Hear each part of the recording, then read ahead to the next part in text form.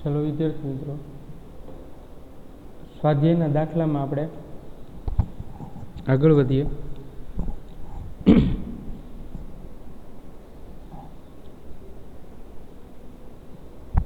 રકમ આપેલી છે,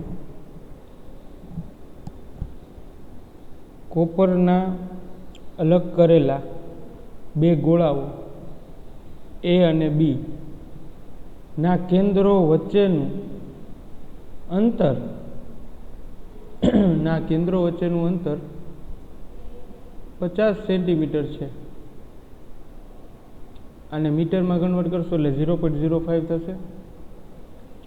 ત્યારબાદ વિદ્યુત ભાર આપેલો છે 6.5 × 10⁻⁷ કુલમ, અને તો તેમની વચ્ચે લાગતું પરસ્પર અપાકર્ષણ બળ કેટલું હશે। એટલે બંને ગોળાનો ચાર્જ સેમ છે, તો બંને ગોળા વચ્ચે લાગતું અપાકર્ષણ બળ કેટલું હશે। અને એ અને બી વચ્ચેના અંતરની સરખામણી એ તેમની ત્રિજ્યાઓ અવગણી શકાય છે। એટલે એમની ત્રિજ્યા જે છે એ આપણે અવગણી શકાય છે, ત્રિજ્યાનું કંઈ છે નહીં, એટલે આપણે ચાર્જ સેમ છે। જો આ દરેક ગોળા પરનો વિદ્યુત ભાર બમણો કરવામાં આવે, એટલે હવે આ ચાર્જ જે છે એ 2 ટાઈમ્સ કરવામાં આવે તો લાગતું અપાકર્ષણ બળ કેટલું હશે એ મેળવવાનું છે આપણે।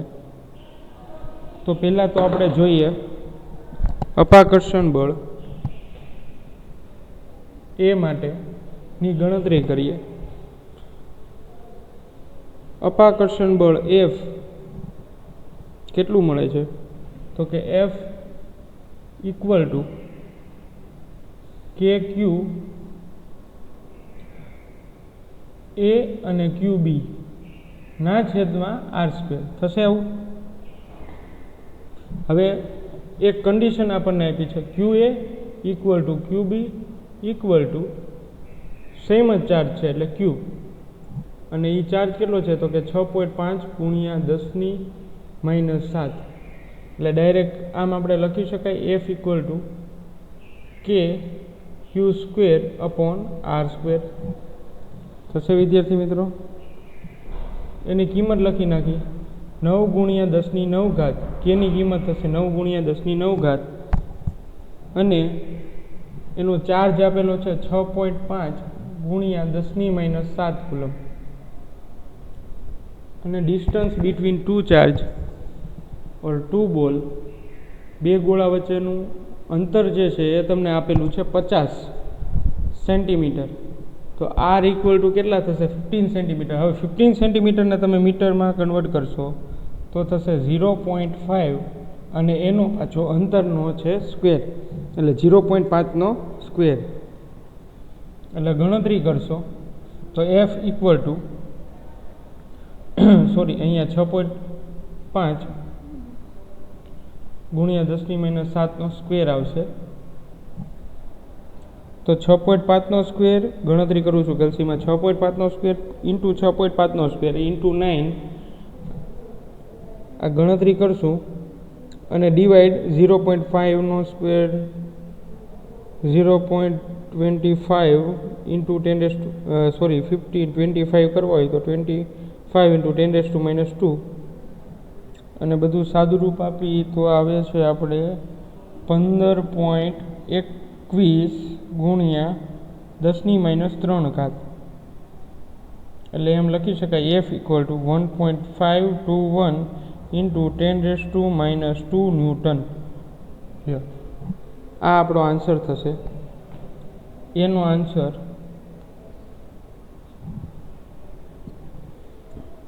બે ગોળા વચ્ચે લાગતું બળ, અપાકર્ષણ બળ, આ બળ જે છે એ કેવું હશે, અપાકર્ષી, બંને ધન વિદ્યુત ભાર છે એટલે બળ લાગશે એ અપાકર્ષી લાગશે। હવે બીજો કેસ કે જો દરેક ગોળા પરનો ચાર્જ બમણો કરવામાં આવે તો શું થશે, તો નવો ચાર્જ એટલે Q', હવે ચાર્જ તો બેના સેમ જ છે, આ રહ્યા જો મેં લખ્યા છે, ચાર્જ બેના સેમ છે 6.5 × 10⁻⁷। હવે એ નવો ચાર્જ, બીજા કેસ માટે નવો ચાર્જ એટલા માટે હું લખું છું કારણ કે એ ચાર્જને આપણે ડબલ કરવાના છે, એટલે ક્યુ ડેશ ઇક્વલ ટુ શું થશે, જૂનો ચાર્જનો ડબલ એટલે 2Q. તો એને આપણે આમ લખી શકાય Q prime equal to 2 into 6.5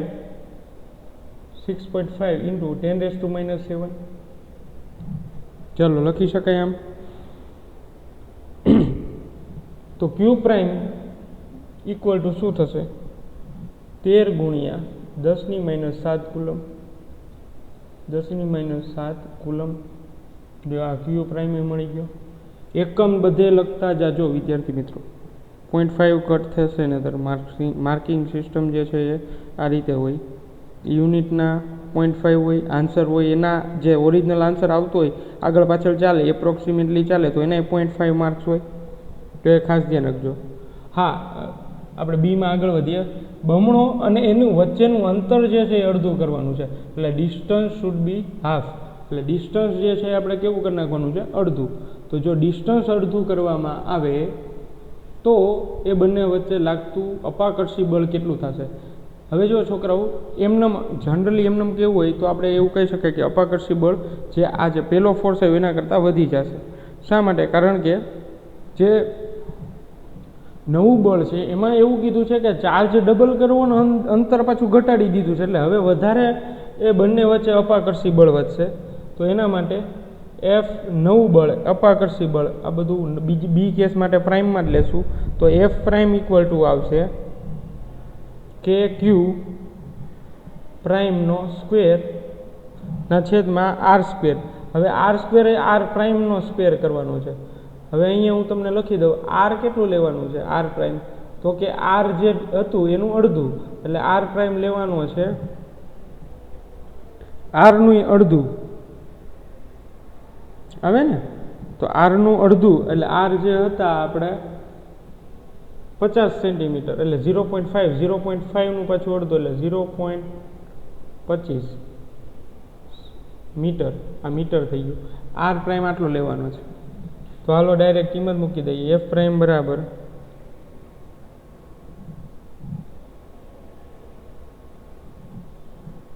આવી રીતે પણ લખી શકાય કે ક્યુ પ્રાઇમનો સ્ક્વેર અને આર પ્રાઇમ બરાબર r/2.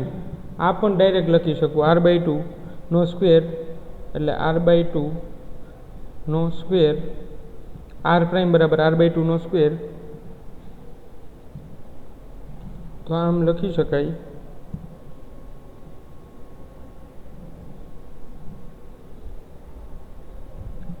અને ક્યુ ડેશ બરાબર શું લખી શકાય, 2Q. એટલે જો મારે આ જ બળની સરખામણીમાં લખવું હોય તો આમ પણ હું લખી શકું કે 2Qનો સ્ક્વેરના છેદમાં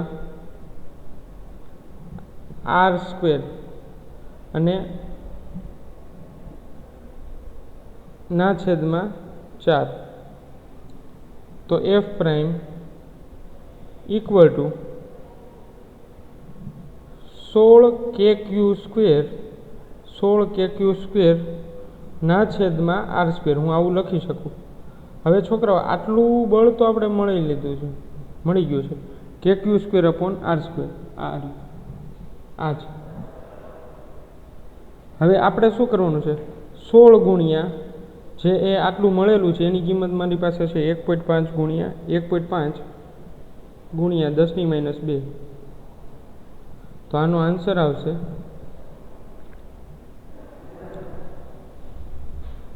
24.36 ગુણ્યા 10⁻² ન્યૂટન. લ્યો, તો આ નવું એફ પ્રાઇમનો આન્સર આ છે 24.36 ગુણ્યા 10⁻². તો આ રીતે વિદ્યાર્થી મિત્રો આપણે એ અને બી સોલ્વ કરી શકાય. એફ ઇક્વલ ટુ આ તો સિમ્પલ છે, આના બેઝ આપણે બીમાં આગળ વધ્યા ક્યુ પ્રાઇમ એટલે 2Q જેટલું થઈ જશે અને અંતર જે છે એ r/2 જેટલું થઈ જશે.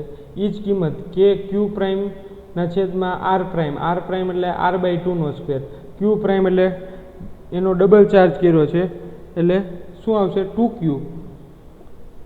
અને 2Q આપણે પહેલાં જ એના ફોર્મેટમાં કન્વર્ટ કરવું હોય તો એફ ઇક્વલ ટુ આવશે આનું સાદું રૂપ આપો એટલે 4 ઉપર જાય, 2નો સ્ક્વેર 4 એટલે ચોકે ચોકે 16, એટલે 16 ઇન્ટુ KQ² અપોન R² એટલે આ સમીકરણ મળે. તો આ ઓલરેડી આપણે જોઈ લીધું છે અહીંયા, તો એના ઉપરથી આપણને આન્સર મળી જાય. એટલે 16 ગુણ્યા આ ટૂંકમાં મેં શોર્ટ તમને મેથડ કરી દીધી.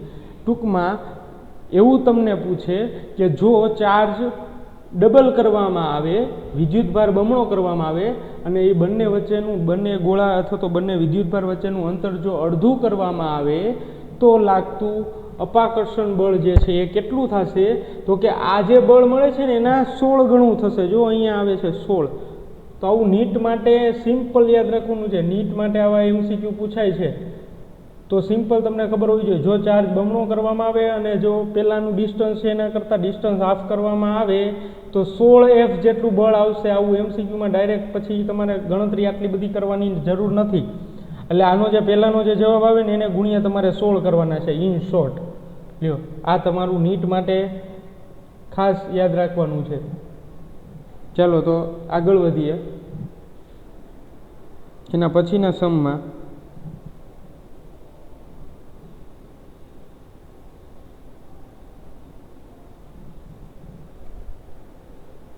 તમને એક ડાયાગ્રામ આપ્યો છે અને એવું તમને કીધું છે કે આકૃતિમાં સમાન વિદ્યુતભારોમાં 3 વિદ્યુતભારોના ગતિપથ દર્શાવેલા છે, ફર્સ્ટ, સેકન્ડ અને થર્ડ, અને 3 વિદ્યુતભારના ચિહ્નો આપો. કયા કણ માટે વિદ્યુતભાર અને દળનો ગુણોત્તર મહત્તમ હશે? એટલે કયા ચાર્જ માટે વિદ્યુતભાર અને દળનો ગુણોત્તર મેક્સિમમ હશે? એટલે Q/m આ વિદ્યુતભાર અને દળનો ગુણોત્તર તમારી જાણ ખાતર તમારે અત્યારે નહીં પણ 12માના એન્ડમાં આવશે. એને ગાયરોમેટિક એટલે ઇંગ્લિશમાં જાયરો કહેવાય પણ આપણે ગુજરાતીમાં ગાયરો કરી નાખ્યું છે. એટલે જાયરો ફ્રીક્વન્સી એના ઉપરથી ગાયરોમેટિક રેશિયો જે થોમ્સન નામના સાયન્ટિસ્ટે આપેલો છે. જે થોમ્સન, જેને ઇલેક્ટ્રોનની શોધ કરી એ જે થોમ્સન, એનો રેશિયો છે Q/m. તો આપણે ખાલી રિલેશન જ જોઈ છે કયા વિદ્યુતભાર માટે વિદ્યુતભાર અને દળનો ગુણોત્તર મહત્તમ હશે. તો જો પહેલો અને બીજો ચાર્જ, આ પહેલો અને બીજો એ ઋણ વિદ્યુતભાર છે એ ખબર પડે. શા માટે? કારણ કે ધન પ્લેટ તરફ આકર્ષિત થાય છે, આ પ્લેટ તરફ બેન્ડ થાય છે, અને આ ચાર્જ છે ને એ ધન હોવો જોઈએ તો એ ઋણ તરફ અટ્રેક્ટ થાય છે. આ બંને પોઝિટિવ પ્લેટ તરફ અટ્રેક્ટ થાય છે એટલે એ શુડ બી નેગેટિવ ચાર્જ, અને આ જે છે એ નેગેટિવ પ્લેટ તરફ અટ્રેક્ટ થાય છે તો એ પોઝિટિવ ચાર્જ બનશે. તો આપણે એવું કહી શકાય કે y વર્સિસ x, તો આપણે એવું કહી શકાય કે E/m સ્થાનાંતર proportional to E/m. તો ત્રીજા કણ માટે Q/m નો મૂલ્ય સૌથી વધારે મળશે તમને.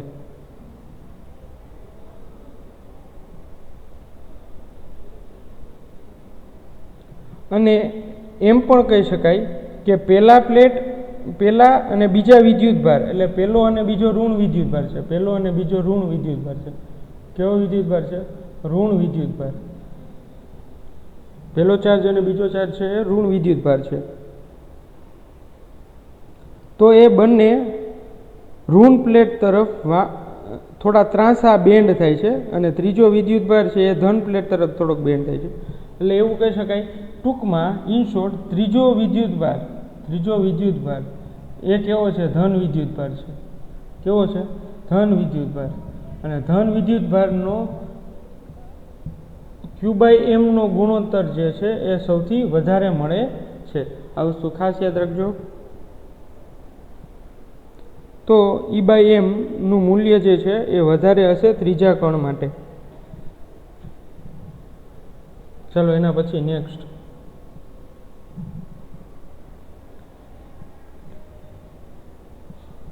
ચાલો ત્યારબાદ આપ્યું છે તમને યુનિફોર્મ ઇલેક્ટ્રિક ફિલ્ડ આપ્યું છે. એના પછીની રકમ જુઓ તમે. બહુ મસ્ત દાખલો છે, એ અને બી બોર્ડમાં પૂછાય એવો કે એક વિદ્યુત ક્ષેત્ર 3×10⁻³ ન્યૂટન પર કુલમ છે. વિદ્યુત ક્ષેત્ર ટૂંકમાં આપી દીધું છે તમને 3×10⁻³ ન્યૂટન પર કુલમ, અને એમાં તમને એવું ફાઇન્ડ કરવાનું કીધું છે, એમાં ફાઇન્ડ કરવાનું છે YZ સમતલને સમાંતર. YZ સમતલને સમાંતર એટલે પહેલાં તો આપણે આ આકૃતિ ઇમેજિનેશન કરવી પડશે, પછી આપણું ઇમેજિનેશન આપણા ટેક્સ્ટબુકમાં આપણી જે બુક છે એમાં ડ્રો કરવું પડશે. પછી શું કીધું છે કે YZનું એક સમતલ ડ્રો કરવાનું. YZના સમતલ ડ્રો કરીને 10 સેન્ટીમીટરની બાજુવાળું ચોરસમાંથી, એટલે એ સમતલનું બાજુ જે છે, સમતલની બાજુ છે એ 10 સેન્ટીમીટર છે, તો 10 સેન્ટીમીટરની બાજુવાળા ચોરસમાંથી આ ક્ષેત્રનું કેટલું ફ્લક્સ પસાર થશે આપણે એ ફાઇન્ડ કરવાનું છે. એટલે આપણે એ અને બીના બે ભાગ પાડી લઈએ. આ એ માટે હવે જે આપણે ઇમેજિનેશન કર્યું છે એ ડ્રો કરવાનો પ્રયત્ન કરીએ. આ Y એક્સિસ, આ X એક્સિસ, અને આ બનશે Z એક્સિસ. આ એનું સેન્ટર ઓરિજિન, અને અહીંયા આવું કોઈ એક પ્લેન છે, આ સમતલ છે YZ સમતલ, આવી રીતે મળે ને YZ સમતલ, આ પ્લેન થયું, અને આ પ્લેનને સમાંતર આવી રીતે X દિશામાં જો વિદ્યુત ક્ષેત્ર છે, એટલે વિદ્યુત ક્ષેત્ર આવી રીતે આપેલું છે. હવે આનો ક્ષેત્રફળ સદિશ આ જ દિશામાં થાય ને વિદ્યાર્થી મિત્રો, આપણે જોયું હતું સમતલને લંબ, આ સમતલ છે એને લંબ જ ક્ષેત્રફળ સદિશ આવશે, એ ક્ષેત્રફળ સદિશ એને લંબ આવશે. પણ હવે આપણે ક્ષેત્રફળ કેમ મળે, તો કે ક્ષેત્રફળ એટલે બાજુ 10×10, એટલે આ 10 સેન્ટીમીટર છે ને આ 10 સેન્ટીમીટર છે, તો લંબાઈ ગુણ્યા પહોળાઈ તો આવશે 100, પણ સેન્ટીમીટરમાં છે એટલે 100×10⁻⁴ આવશે ને, એટલે આનું થઈ જશે 0.01,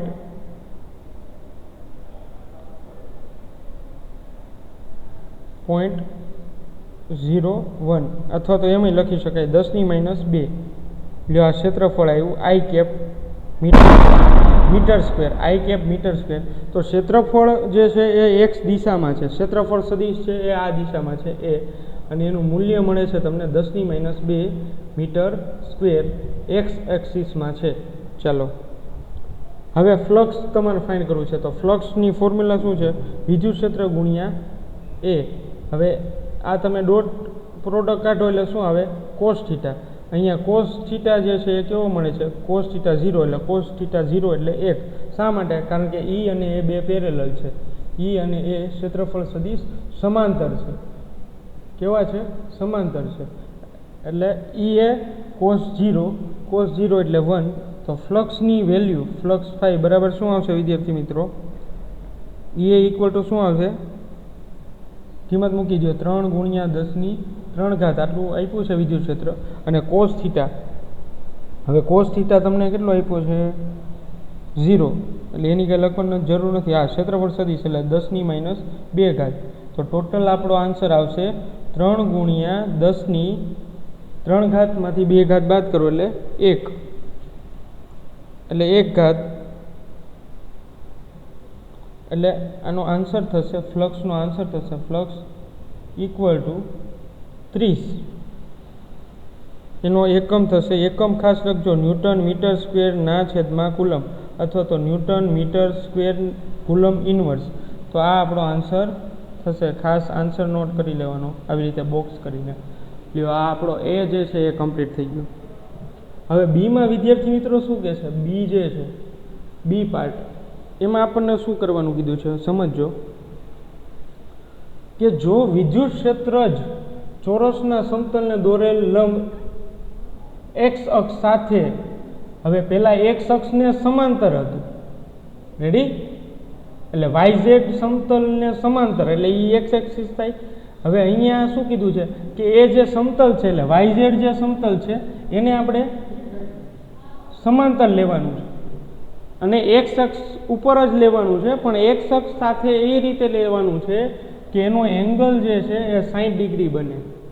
અને હવે એમાંથી કેટલું ફ્લક્સ પસાર થશે, તો આપણે જોયું જ છે ભાઈ, સિમ્પલ આવો લોજિક પૂછાય MCQમાં નીટમાં, તો તમારે શું કરવાનું, સિમ્પલ વિચારવાનું કે કોસ થીટાની વેલ્યુ જેમ વધે એમ ફ્લક્સની વેલ્યુ ઘટે, કારણ કે થીટા મેક્સિમમ 90 એ 0 થશે, 90 એ મેક્સિમમ 0 થશે, અને જો કોસની વેલ્યુ 0 થશે તો ફ્લક્સની વેલ્યુ શું થશે?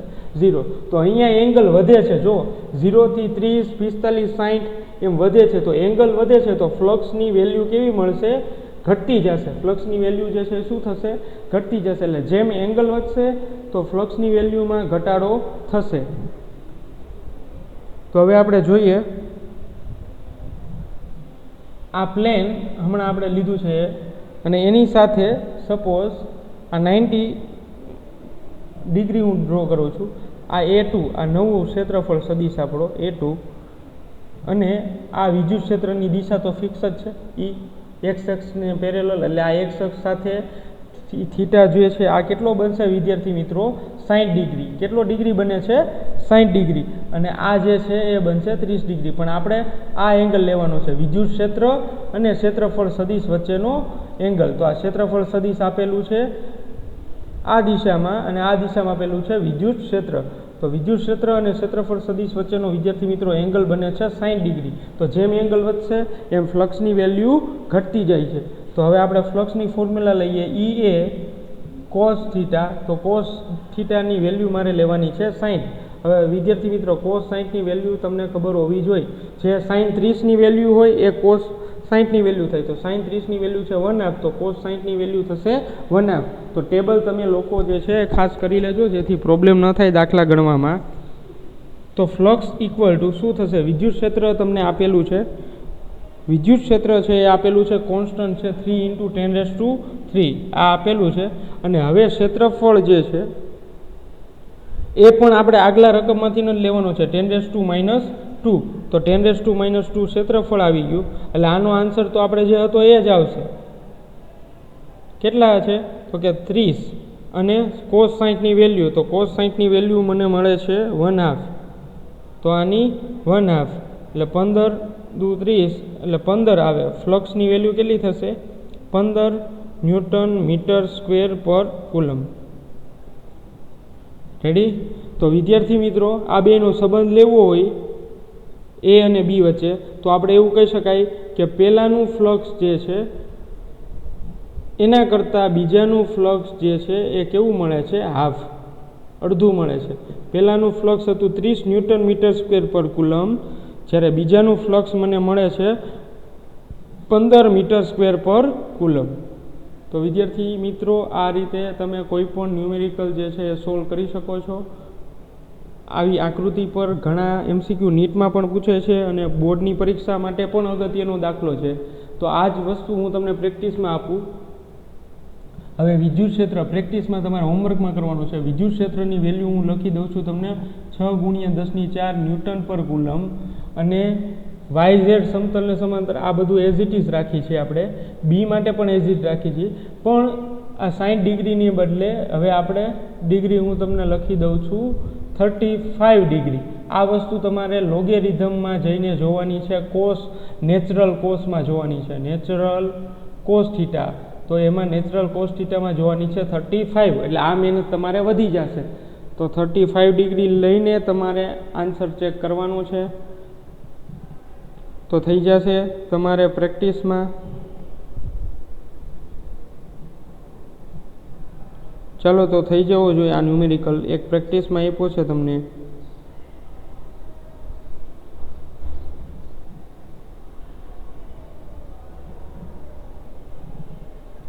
આરામથી જોઈ લ્યો અને આરામથી તમારે ગણીને વ્યવસ્થિત આન્સર જે કાંઈ આવે એનો એકમ સહિત મને મોકલવાનું છે.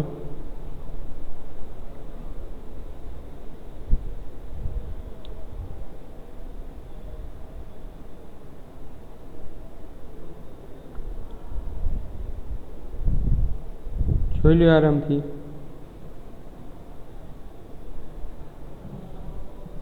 આવા ટાઈપના MCQ તમે પ્રેક્ટિસ કરતા રહેજો. જે લોકો નીટ માટેની તૈયારી કરે છે, JEE માટેની તૈયારી કરે છે, એવા માટે આ સમ બહુ જ અગત્યના છે. આ ટાઈપના ન્યુમેરિકલ ખૂબ જ અગત્યના છે.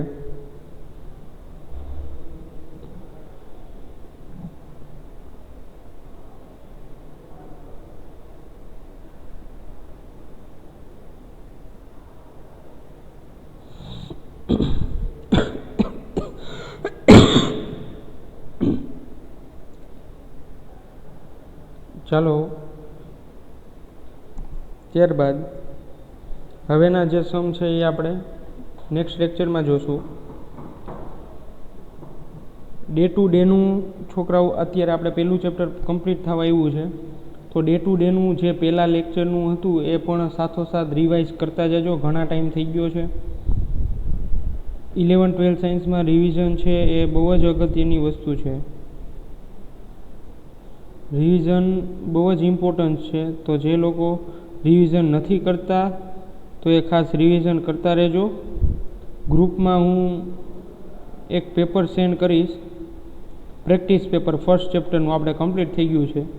તો નીટ રિલેટેડ અને બોર્ડ રિલેટેડ બંને પેપર હું છે એ મૂકવાનો છું, જે તમારે રજામાં એટલે કે 7મ 8મમાં કમ્પ્લીટ કરીને મોકલાવાનું રહેશે, કે જેથી કરીને તમારે રિવિઝન પણ થઈ જાય અને પ્રેક્ટિસ પણ થઈ જાય. ચાલો તો આજના લેક્ચરમાં આટલું રાખીએ.